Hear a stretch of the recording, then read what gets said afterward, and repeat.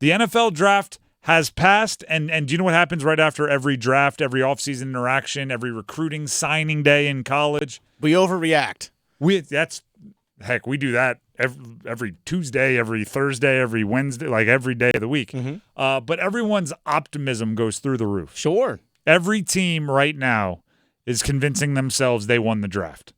Every single one. We got better tonight. You're darn right. Well, guess what? Panthers still have a lot of work left to do.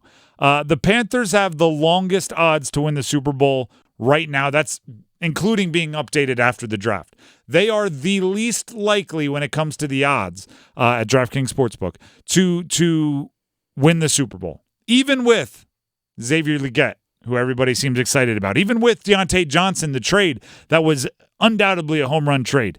Even with $150+ million in new offensive linemen and Jadeveon Clowney and a new vibe from David Tepper that we talked about at the draft, which seems like he was at least a little bit more hands-off. Even with all of that, new coach, new GM, bringing a whole bunch of new players in, they are still the biggest underdog in the league to win the Super Bowl. Optimism is great. Are they moving in the right direction? I believe so. But there's still work to be done. So what do they need to do? The to-do list is, I would say, for sure shorter, which is progress, right? That's big. My mom growing up, anytime like me or my brother were sick, she was big on just like, even if you're feeling 0.0001% better, tell me, because it's all about progress, right? When you're getting better, 1% better, you're fine, Mom. Yeah, I don't know. There's something about it just makes your brain like trick you into feeling better as soon as you say you're feeling better, even if it's just 0.001%. So are the Panthers better now than they were 3 months ago? Yes. Yeah. 0.0001, maybe, but they're getting better. Better. They're getting better. Incremental, day over day, little by little, they're getting better. I feel great about playing football right now. Right now, says Dave Canales. Maybe he should wind it back and go, let me take care of these 4 or 5 things, then I feel great about playing football. Well, he said right now, let's see in October. Exactly. That's true, too. I felt great in April. I felt great playing football. Not as much week 9. Here's the to-do list I have. I've done top 3, okay, because I don't want to get into all of them. Figure out center. It's really the only offensive line position where they haven't made a big dramatic statement, right? Taylor Moton on the right tackle, veteran. He's making a boatload of money. Left tackle, Ike Ekwonu, unproven youngster, highly drafted, though, very invested in. They used a top 10 pick on him. They have $100 million in Robert Hunt, one of their guards that they signed this offseason, $100 million 5-year deal, and $53 million over 4 years in Damian Lewis at the other guard. And then there's center. Guess what their plan is at center? Find one of the guys that was playing another position last year and see if it works. Austin Corbett's going to get the first run at it. Brady Christensen is expected to be a backup.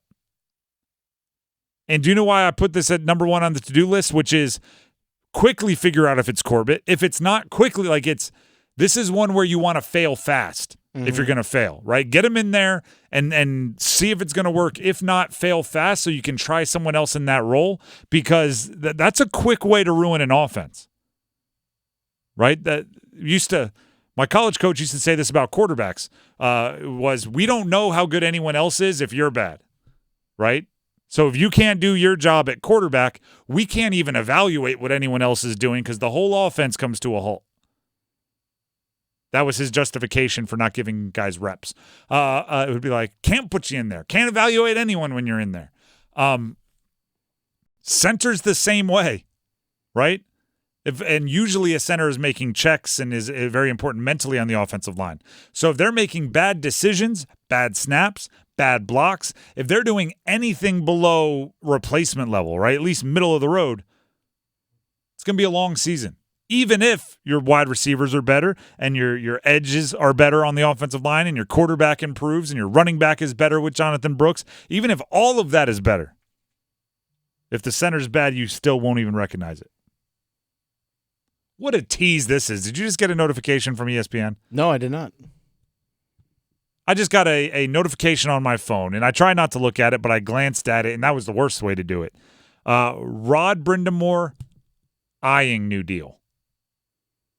Okay. That's the headline that just popped up on my phone. Is a notification, breaking news. That's not breaking news. And of course, my glance as I'm like, oh, don't look at it. You're on air. I thought it said signing new deal. So I went to, fire and then, of course, I double-checked and went, never mind. Back to the Panthers. Dirty pool by ESPN. Another thing on their to-do list. Corner. Is it Stephon Gilmore? If so, how? You got to do some cap gymnastics to find the room for him. But who do you trust at depth corner, right? Right now, there's Dane Jackson, there's Troy Hill in the slot, and you obviously have J.C. Horn. You're going to need depth. Corner is a position. Best case scenario, you need 3 or 4 games of a replacement in there. Who's your depth corner? You know who I love as a depth corner? Dane Jackson, who's a starting corner right now. Mm-hmm. Who can you bring in that'll push Dane Jackson to depth corner?